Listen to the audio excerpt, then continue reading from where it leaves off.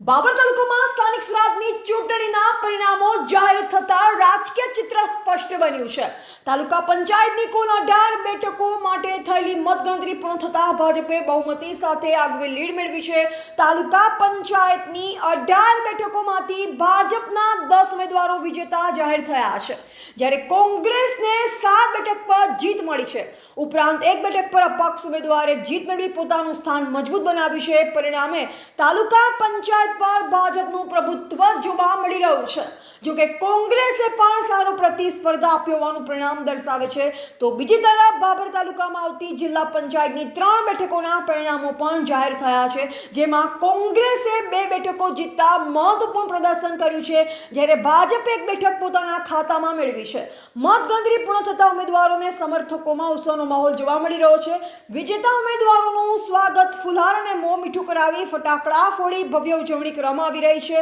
આ પરિણામો પરથી સ્પષ્ટ થાય છે કે તાલુકા સ્તરે ભાજપે પોતાની સ્થિતિ મજબૂત બનાવી છે, જ્યારે જિલ્લા પંચાયત સ્તરે કોંગ્રેસે પ્રભાવ જાળવી રાખ્યો છે। અને હવે બંને પક્ષો માટે આગામી સમયમાં વિકાસના મુદ્દાઓ પર કામ કરવાની જવાબદારી વધુ મહત્વપૂર્ણ બની છે।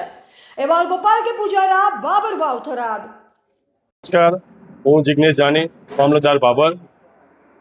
બાબર તાલુકા પંચાયતની સામાન્ય ચૂંટણીની આજે મતગણતરીની કામગીરી બાબર મોડેલ સ્કૂલ ખાતે સવારે 9 કલાકથી હાથ ધરવામાં આવેલ, જેમાં તાલુકા પંચાયતની કુલ 18 બેઠકો પૈકી 10 બેઠકો ઉપર ભારતીય જનતા પાર્ટીના ઉમેદવાર વિજેતા બનેલ છે। 7 બેઠકો ઉપર ભારતીય રાષ્ટ્રીય કોંગ્રેસના ઉમેદવાર વિજેતા બનેલ છે અને 1 બેઠક ઉપર અપક્ષ ઉમેદવાર એ વિજેતા બનેલ છે। શાંતિપૂર્વક આ મતગણતરીની કામગીરી પૂર્ણ થયેલ છે।